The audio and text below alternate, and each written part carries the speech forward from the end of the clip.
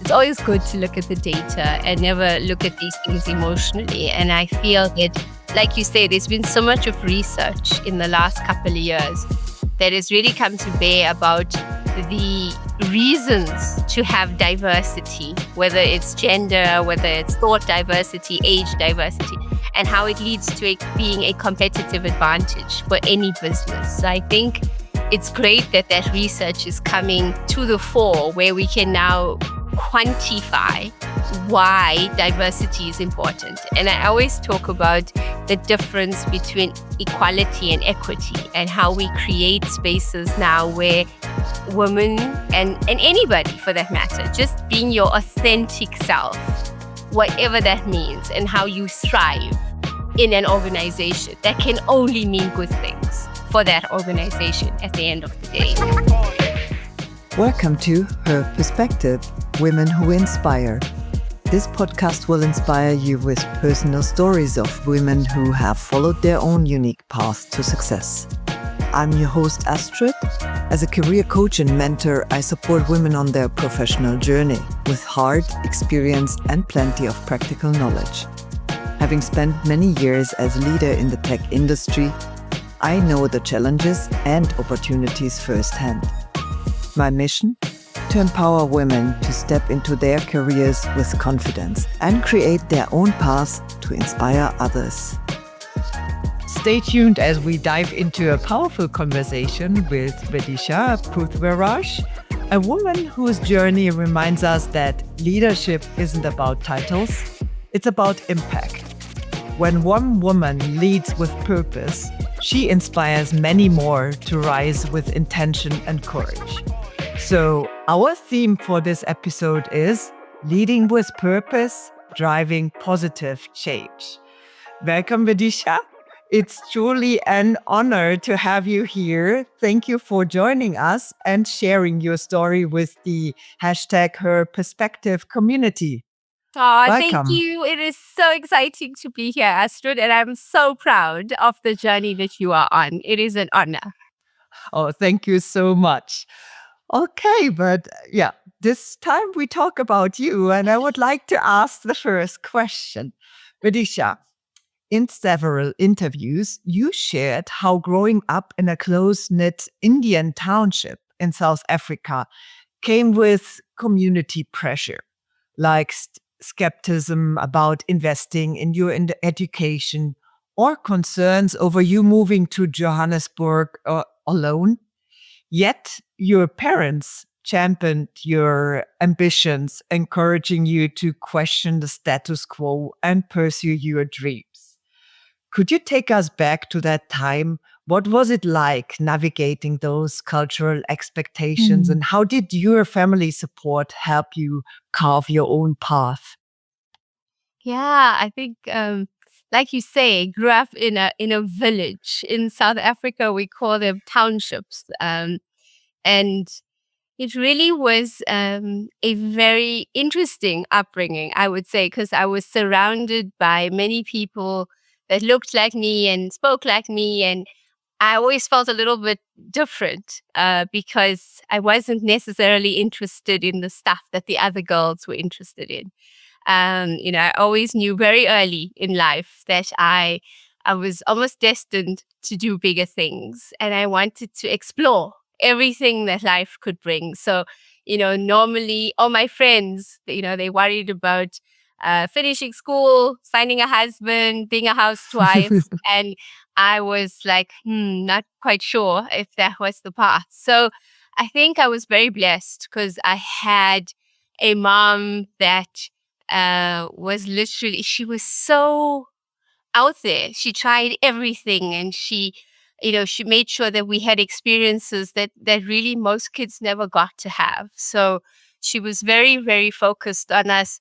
And my mom and dad would always say to me, like, you could be, do, or have anything you want. And my dad would always say to me, Videsha, the only thing that stands in your way is you and your beliefs. And, you could, so it was such a enriching and empowering childhood. It was a little bit scary because I kind of knew from when I was little that the expectations were different, And so, but yeah, I think living in a village where everybody has input into how you live and what you do and how you're brought up was also so enriching because I got to learn from everyone about the possibilities that life could really bring one day. So yeah, I think I had not a usual upbringing.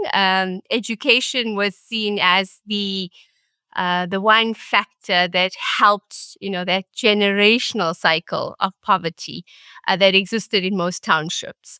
So education was something that was really not negotiable. We were all, you would finish school, and although from the ability to pay for things, we weren't rich by any means.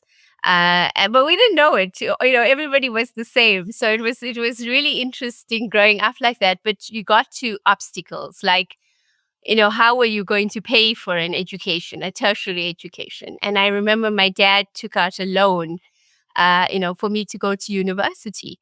And that opened a whole new world that, many people in my family didn't have the blessing to be able to do. So that education opened up a whole different avenue for me. And so I always say and it doesn't have to be tertiary. I mean, I've learned since then, it's just continuously learning, no matter where you're at, always constantly finding new ways to absorb information and use it. But yeah, I think growing up as a product of a village in a township with a lot of challenges made me, I used to say I have the audacity of hope because I Mhm. always knew and I hoped for a different future. And not to say that, what other people did was not right. That's their path. But I'm quite chilled and I'm quite excited where I ended up. But I have a lot to be grateful for. Yeah, so thank you for sharing this. I think that is so important also to the listeners to understand that even if maybe your start isn't the easiest, Mm. uh, the the strong belief in your future and that you can achieve anything, that this can carry you across some Yeah. of the obstacles that are in your way. Yeah. I So, always say our beliefs are so important because it's so mhm. ingrained in us. And I was blessed that I had this belief system from when I was little, like it was probably ridiculous, but I believed it. I believed I could do, be, or have anything I wanted. And so in some way, in some frequency, that opens up possibilities. And I think the other thing is just grabbing every opportunity that Yeah, comes your yeah, way. yeah, yeah. And I can see that you for sure stayed with that belief that if you grab the opportunities that come your way, there is more for you waiting. Thank you. So, what are some of the vivid moment or memories you carry from that time, whether challenges or moments of strength? I think, I mean, you can't have grown up in apartheid South Africa without being touched by it, right? So I remember when I was at university, I applied for funding, because my dad had taken out this loan and I was working two jobs on top of that, and so I applied for a student loan. And not a loan, a bursary, that they gave to university students. And the counselor said to me, a few years ago, you would have been too black, and now Wow. you're too brown, So it Wow. was such an interesting time where it moved from, being a South Africa that had no democracy to now 1984 was when I went to university, and that was literally the first year of democracy in South Africa. But now it was on the other side of that ladder, where too brown, and so it's always had its challenges. And I think for me, like just understanding your identity as a South African was challenging because I am South African first and foremost, um, and I am South African, Indian, etc., etc. But I think that's always been a challenge for myself and for many Indians growing Mhm. up in this country. It has been an identity crisis around how do we find our place. But as we've matured as a country, I think we've found the space for everybody to bring what they bring to the party and really make it a beautiful rainbow nation. So I think that some of the things, like I said, I mean, growing up, we didn't have a lot, but we didn't know any better because everybody was in the same boat. And I think as I grew up, I learned to be very humbled and very grateful for the opportunities that brought a lot of abundance into my life, Mhm. whether it was um, health or just happiness or career wise, etc. So I think some of those things really shape you when you don't have, and then you end up in a space where you have quite a bit. And I think part of that for me is giving back. And you'll see a lot of the work that I do with women from a technology perspective or the girl child, because I see myself in that, growing up. I think for me, it's become very important that we use where we end up, the platforms we have, to really raise our voices for those that do not have a voice someday. So yeah, I think so many things have shaped me, but definitely having the support of a very robust support structure. Growing up, my parents were always there for me. And then even when I was married and then going through a separation, that whole journey of being a single mom and Mhm. needing a support structure because you still have dreams and you still want to climb this ladder, but then you need to think about, what is the support structure to enable this? And I was very blessed in that my family and my friends have always been so supportive. And I think I always say to people, that's the foundation. Like if you want to do amazing things, make sure you surround yourself by people that support you and that are raising you up. And that also hold that mirror to you because sometimes, you go off track and you need those people in your life that are confident and comfortable to give you the messages that you need to receive sometimes. Yeah. Yeah, no one really does it on their own. And yeah, that's a great example of how important it really is and how important it also is to keep that support system, that those people around you all the time and not just for the beginning. So your journey from those early days to leading roles at the powerhouse companies like Microsoft, Intel, EDS, and now Vodacom is truly inspiring. Mhm.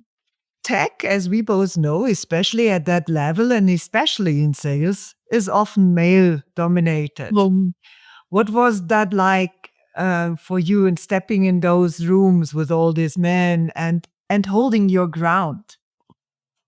I always tell a story that is funny. I was at a Microsoft event, and I was giving the keynote at this partner event, and I was dressed in a black suit with a white shirt, and we were at the lunch break, and one of the customers asked me for a Coke.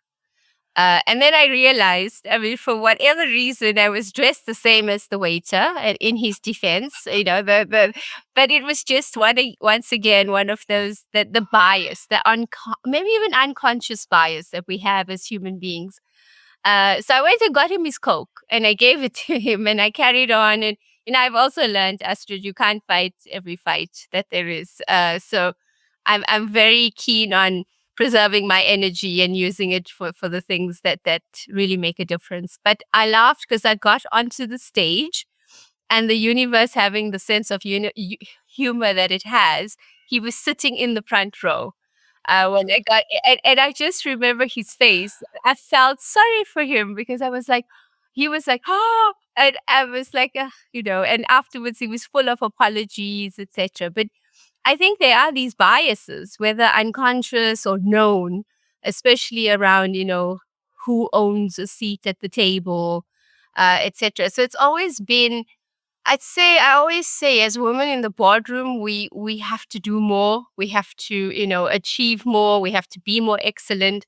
And I'm hoping that this is the journey we go through, so that the children of the next generation that come after us, they have other fights to fight. But we definitely have not been given that acceptance, as you belong here. You constantly have to prove your worth in those seats. So it's been difficult. But that being said, I always give gratitude for the sponsors that I've had, male sponsors in terms of, and mentors and coaches that have really like helped us on this journey. And me, myself, personally, I've had many male coaches and mentors that have helped me to understand, firstly, the way of thinking sometimes, because we don't live that reality. So we don't always understand as women how men think, etc. And then working on strategies in terms of, how do you get yourself noticed. And it's always been through excellence in delivery. I mean, if that's a Mhm. piece of advice I always give to the girls that I mentor, I'm like, pick your battles, but there's never ever, people can never fault you for excellence in delivery, in impact that you deliver. And so focus there versus wasting your energy on many other battles that it's going to take generations to overcome. Yeah, true. Choose your battles wisely. I think, I mean, yeah, like you just said, these yeah, experiences, we all had it in the one or the other way. Mm. And this is exactly why people like you, like me, like many other women are openly communicating, sharing these moments with whoever wants to listen to them, just to make them aware about these things that happen to women in business. And I don't know how you feel it, but I over the last years, I I think there was a bit, at least, a change of how men also think about women in boardrooms, because of, yeah, role They models like you, making them change how they perceive women in business. I think it's always good to look at the data and never look at Hmm. these things emotionally. And I Yeah. feel that, like you say, there's been so much of research in the last couple of years that has really come to bear about the reasons to have diversity, whether it's gender, whether it's thought diversity, age diversity, and how it leads to it being a competitive advantage for any business. So I think it's great that that research is coming to the fore, where we can now quantify why diversity is important. And I always talk about the difference between equality and equity, and how we create spaces now where women and anybody for that matter, just being your authentic self, whatever that means, and how you thrive in an organization, and how that can only mean good things for that organization at the end of the day. So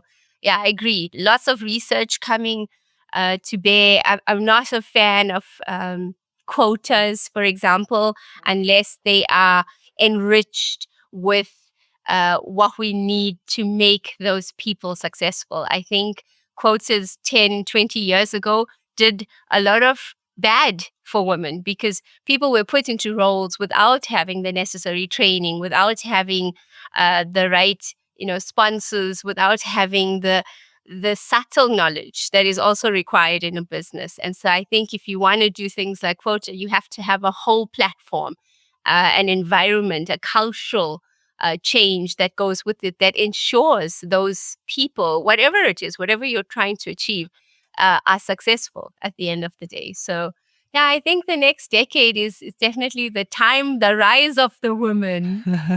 That's the game. Yeah, let's believe in that. I strongly do. And yeah, very important what you just said about the research. I think that nowadays, I mean, we know we are recording in May, and there are a lot of headlines around diversity programs being, stopped. And I think, I mean, you would only stop those programs if you really didn't understand why you are Mhm. doing it. Yes. And the why is, as hard as it sounds, it's not really about us women feeling good when we go to work. It's not about Mhm. the feeling. It's really, like you said, it's an economic decision to say, like, hey, this makes me more competitive. I'm longing for more innovation, or I want to address half of the population, which are women. And Mm. therefore I need to understand how women think, and they are my customers. So very important that we even get more research, because I also come across a lot of research that is like, I don't know, 5, 6, 7, 8 years Yep. old. And then it get questions again. Is it true what they say? Or, and like you said, I mean, the support system behind a quota is as important as the quota itself. Otherwise, the quota doesn't work. And we don't want that.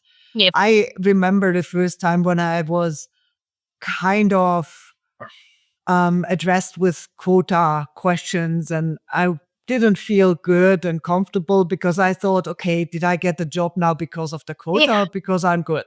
And that Exactly. is, I think every one of us had this feeling at least once. And so, Yeah. um, yeah.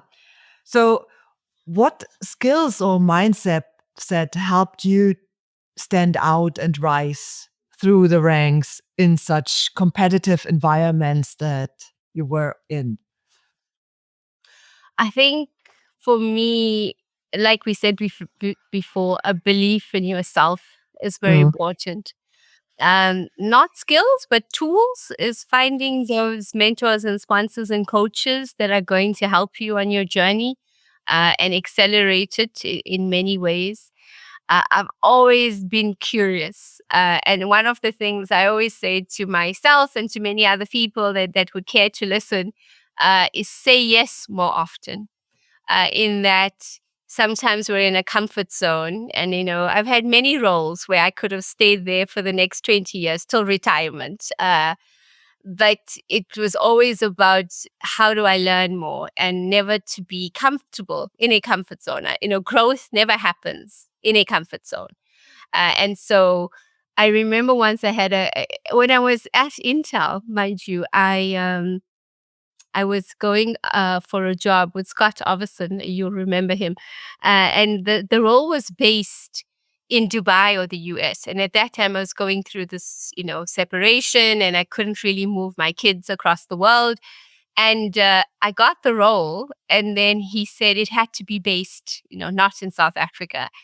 And I was like, oh dear. Well, then, I'm going to have to turn down this role. And one of my mentors said, don't say no, ask how you could partner with him to make this possible and successful. And I did. I said to him, how? And he said, I don't care where you live. I just need you to be in London for certain things. And I'm like, I could do that.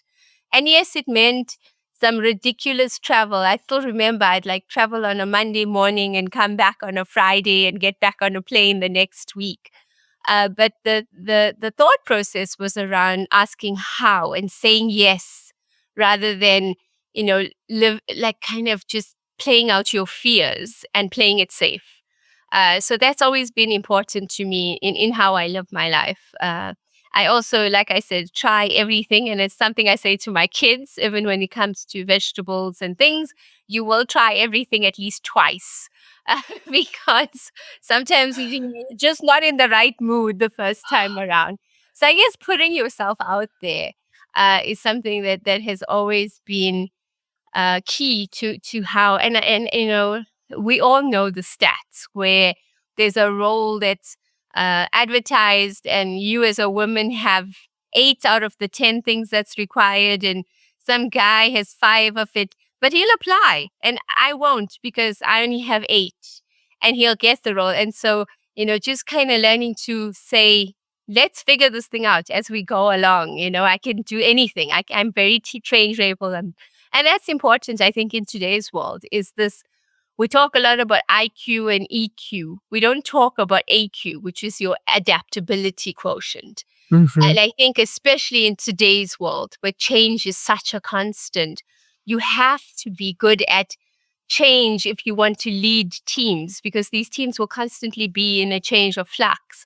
So being change able, being curious, we all know about, the growth mindset versus your fixed mindset, and pushing your space where in a space where you're always looking to be more growth focused versus that comfort zone that is more fixed.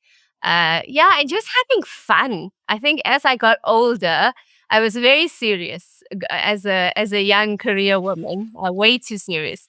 And then as I got older, I learned to actually love what I do. One of my favorite authors is Khalil Gibran, and in his piece on work, he says, work is love made visible. And as I've gotten older, I've learned to find roles. I think when you're in your early stages of your career, you kind of take what's next because it's that progression on the ladder. And I think as I've gotten older, I've been blessed to be able to pick the roles that I want, and pick who I work for, whether it's the company or the manager, because guys, that makes all the difference in the world who you work for at the end of the day. And as you pick these things, I always pick stuff that just makes me like it's joyous to wake up and go to work every single day. And for me, it's also doing work as I've gotten older. I've definitely looked for being impactful. So, Mhm. doing roles that have a legacy, whether it's, and I always say, even if you change one person's life in your lifetime, you've done a lot. So it's doing things and using the platforms we have that really creates impact for people, for society, for countries, and living your life in that manner becomes, yeah, it's just you get up every day with a smile on your face and you're ready to go do this thing. Yeah. No, thank you for sharing that story about that role. That, funny enough, that would have been my next question to you, because I was watching a video. The title is "Dear Younger Me: Lessons of a CEO," Fine. and I will for sure make sure that we share the link in the show notes, because I love this video. You are sharing very openly a lot of insights of who you are and how you became who you are today. And I like that, because the first reaction, like you said, you hear about a job, and then you think like, okay, no, I cannot move there, so I cannot apply. But then True. a conversation with a mentor helped you to see it differently and come up with a different perspective. And I know that you are a mentor yourself, and so I think so what are the challenges that you hear the most when you speak to the younger people, when they address you as a mentor? Is there anything which is more prominent these days? Yeah, I mean, I think especially the younger generation, right? There's this generational gap that exists with these, I don't know, Gen X millennials that are coming into the workforce. And there's a lot around how do you help these people that are coming in feel included, feel like they belong, and create an environment where they can thrive. I think those are some of the big things that come up most often in that. We when I was growing up, my generation, we came from a place of lack. So it was all about creating wealth and creating abundance. And I think the new generation, a lot of their conversations are around caring for the earth and, the True. whole ESG and, corporate social responsibility, and how do they create environments where they can thrive. So I think those things are key for us as corporates to understand, so that we create spaces where these people can bring themselves to the table and be successful, and then organizations will be successful. And then to help the younger generation also understand that there is this space between the different generations, and how do they bridge it to make sure that the workplace is more friendlier to them at the end of the day as well. And I think lots of people still struggle with what we all struggled with. How do you climb this ladder? How do you make sure you get noticed? Um, how do you get that next job that you want? For me, it's still the same. You work hard, you deliver excellently, you look for opportunities, you put your hand up, even when it's not in your sphere of, full expertise at the end of the day.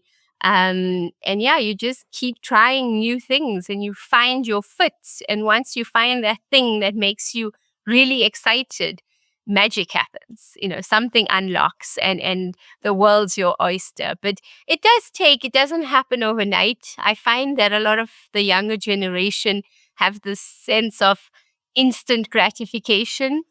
Mhm. Uh, Yeah. and I think there's a lot of stories out there, right? On people that just made it overnight. And I wish that for everyone. But I don't think that's the norm. True. In many instances. So you got to have a plan. You got to be willing to work. You got to put in the effort. And sometimes you got to give more than you're going to get. And Yeah. then I promise you, later on in life, it balances out. The benefits come.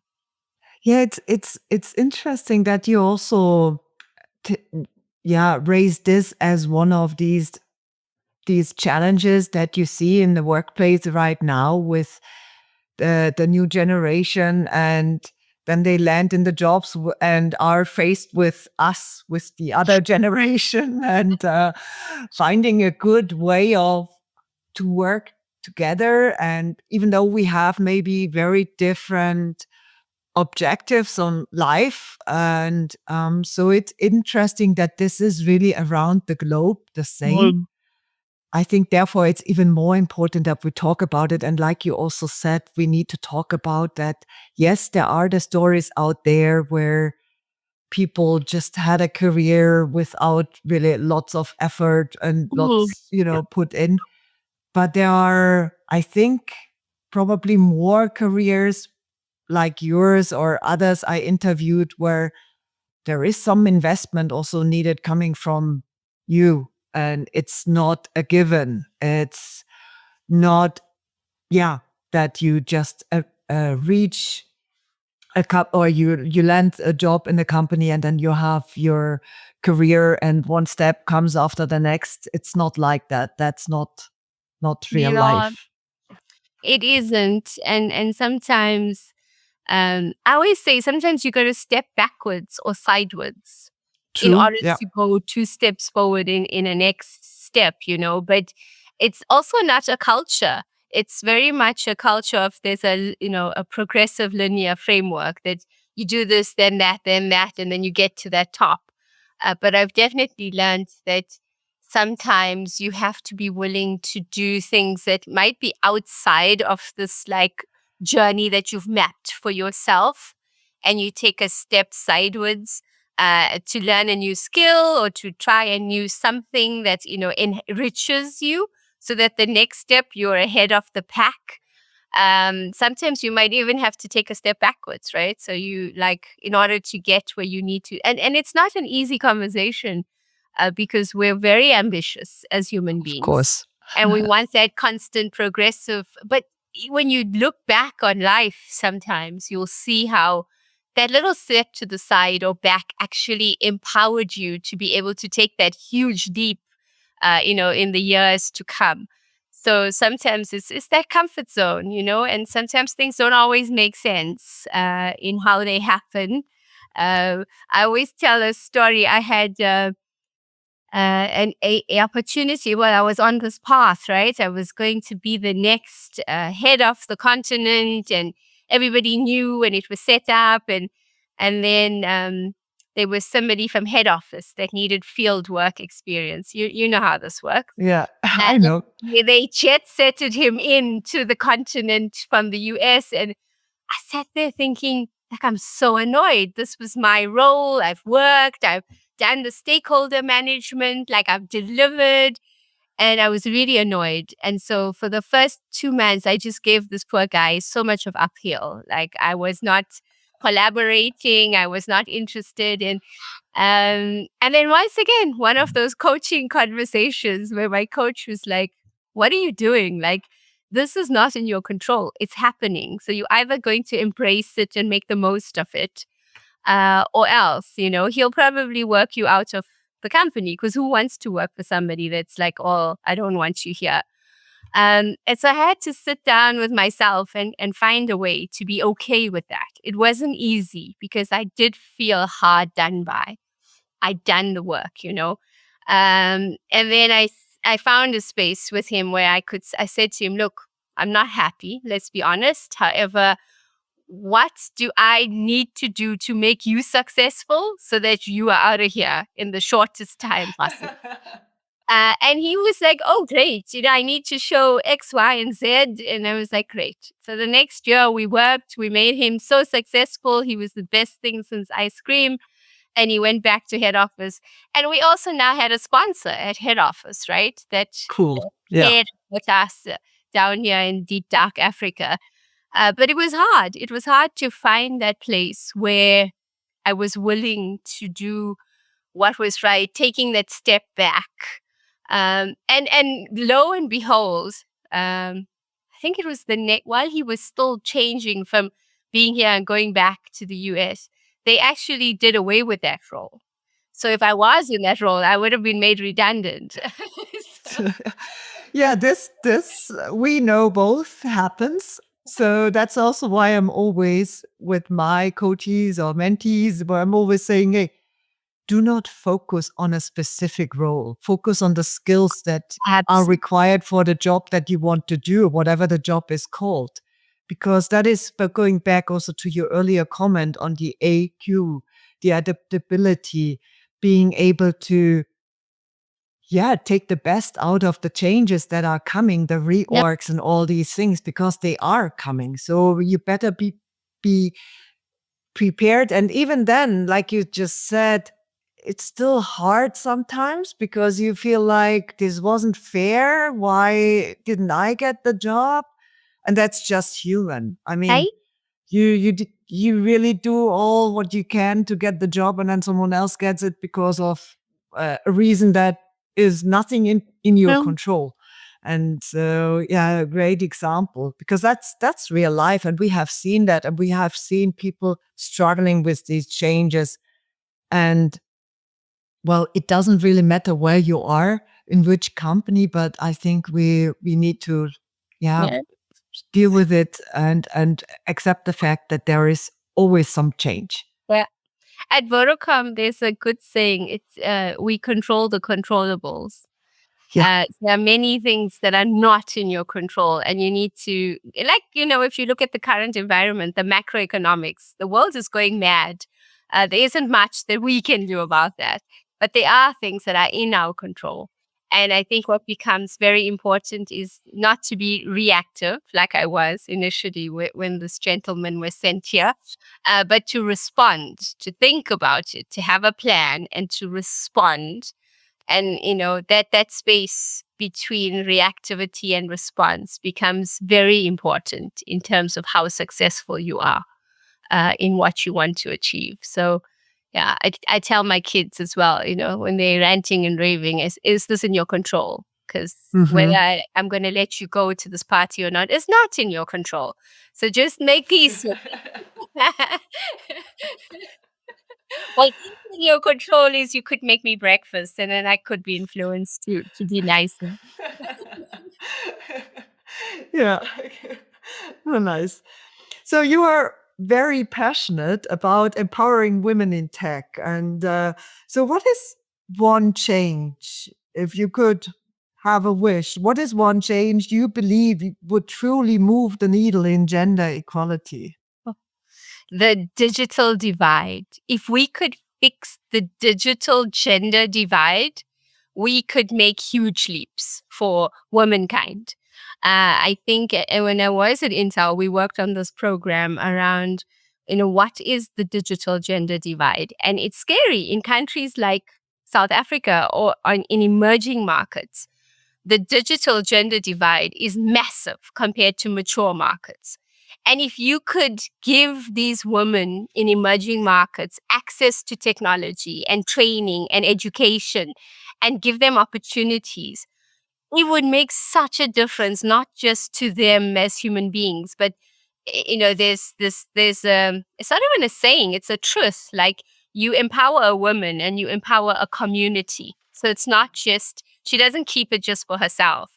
You will see how giving her these skill sets will improve the lives of her community. And then, it goes wider to the country, goes wider to the world at the end of the day. So I think if we could, I think there's lots of strides that have been made. We're all using what we can to fix that. But if we could bridge that gap, you would see a whole different world. And it Hmm. takes away so many obstacles, Hmm. culturally.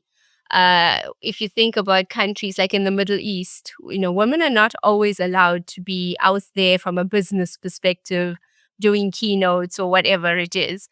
But technology brings that to you. And I've seen it firsthand. I've seen how there was this family that I worked with once, a lady and her daughter, and they set up a lingerie business in the Middle East. And there were cultural and societal norms, right? I mean, how dare they earn a living? How dare they earn more than the father of the household earned? But technology enabled them to um, transcend those obstacles because they didn't have to be out there. They didn't have to be out in the open, you know, being seen or affecting these cultural norms and societal norms. And technology just leveled all of that for them. So it technology has such promise and it makes so much possible if used for good. Again, so yeah, if I could bridge that digital gender divide in the world, you would see Earth 2.0. Perfect. Thank you. I I mean, I would have had so many more questions, but I know we are running out of time. Therefore, I will definitely try to invite you back and find some time in your calendar. I have two more questions just before we close the interview part and move on to a very short rapid fire question round. But first, the last two questions. So, the best career advice you have ever received?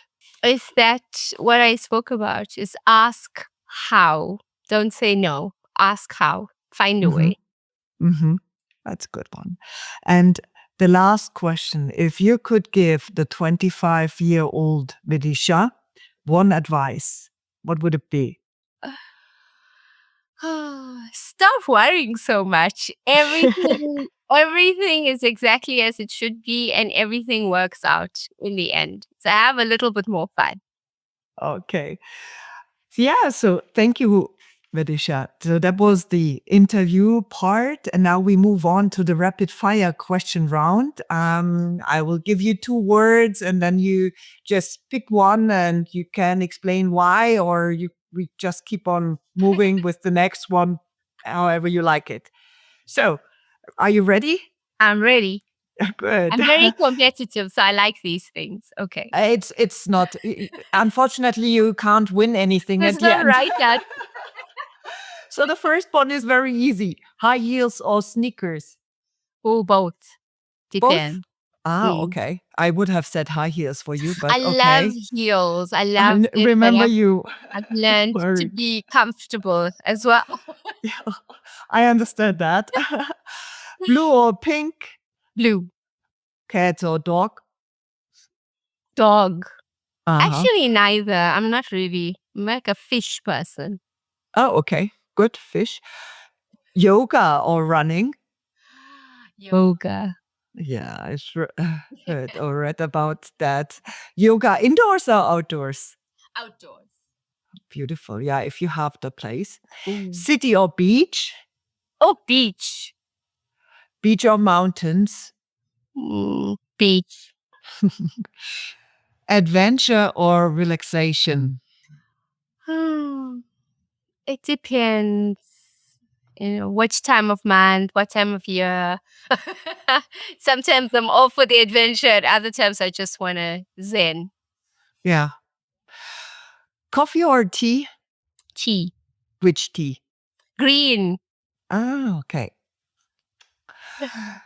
International food or local food? Oh, It's local. yeah. Local. Any favorite dish? It's so boring. I love Indian food and I love Mexican food. I love Indian food as well. It's not boring. So, black suit or colorful dress? Suit. Suit, okay. Mm. Uh, on stage or off stage? Or behind the stage? Ooh, I love me a stage every so often. Yeah. Mm-hmm. Yeah, I can see you on the stage. And book or podcast? Oh, book. Book. Okay. So that was, thank you very much, the Thank quick you. fire round or rapid fire questions. Aw. And as always, at the end of the interview, I'm asking my interview guest about a coaching snack. We have the theme leading with purpose, driving Mhm. positive change. Is there any book or TED Talk or podcast recommendation, or you just mentioned Mm. one book? Sure. I think probably for now it's Know Your Why by Simon Sinek. Oh yeah, Yeah. I think as we all like on this journey for living an authentic life and finding our passions and doing what we love, it definitely helped me focus and actually like go through the exercise of what is your why and why is that your why. And then it just kind of makes everything else fall in place. So yeah. yeah. Yeah, thank you. That's I will put definitely the link to the book in the show notes, and I know this book as well, and I love it. It's really also something for me, which I always, yeah, keep remembering on, and it's a bit of work, Yeah. actually, right? It's a lot of work. It's hard work being honest with yourself. And I think you're living it though. Look at you. Like, you're definitely on your path to doing the things that make a difference in the world and for you. It's definitely close to my values and my passion. It's definitely still out of my comfort zone, but that is just It's a what good life thing. is you sometimes have to step out of your comfort zone, do these things. For an introvert like me, it's really a big thing, but I love these conversations, and it was a pleasure talking to you today, Videsha. I know that you are a very, very busy person, but I also know and saw you all the time as a real role model.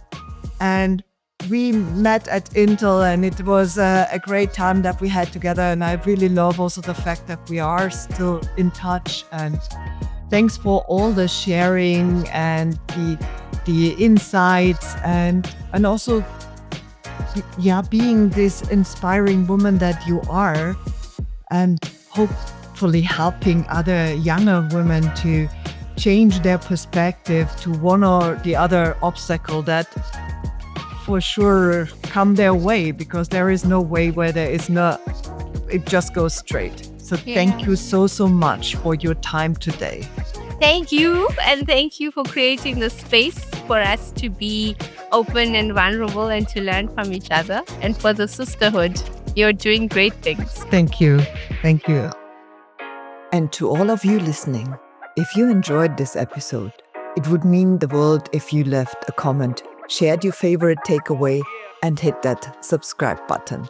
Subscribing really helps me grow, helps with the algorithm, and even more importantly, it helps me bring even more inspiring women to the show to share their stories with you.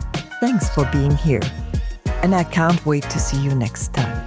New episodes land every other Tuesday.